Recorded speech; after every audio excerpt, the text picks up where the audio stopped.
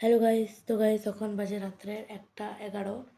আর guys আমি ওখানে একদম মাস্ট বইয়া পড়তাছি রাত্রে কইরা। কেন রাত্রেবেলা সব শান্ত থাকে আর পড়তেও কোনো ডিস্টার্ব হয় না। মারা তো ঘুমাইতেছে ওইখানে, আমি এদিকে মাস্ট পড়তাছি।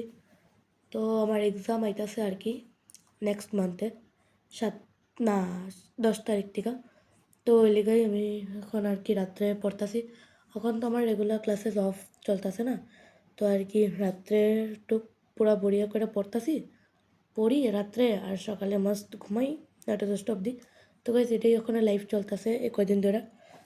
আমার ক্লাস শেষ হয়ে গেছে, রেগুলার ক্লাস, তো ওই লেগেই আমি ওখানে রাত্রে বইবে মাস্ট রাতে পুরা একদম 1:30 2টা অবধি পড়ি।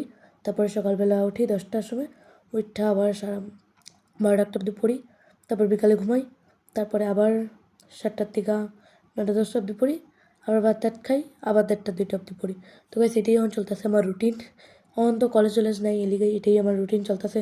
মাস ব্লগ টক এডিট করি, বানাই টানাই, তো এটাই আর কি চলতেছে এখন মাস। তো গাইজ আমি এখন পড়ি, তোমরাও ভালো থেকো সবাই। আর সবার এক্সামের লিগে বেস্ট অফ লাক, ভালো করে এক্সাম দিও যারা যারা ফার্স্ট ইয়ারে পড়ো আমার মতন। তো চলো বাই, গুড নাইট।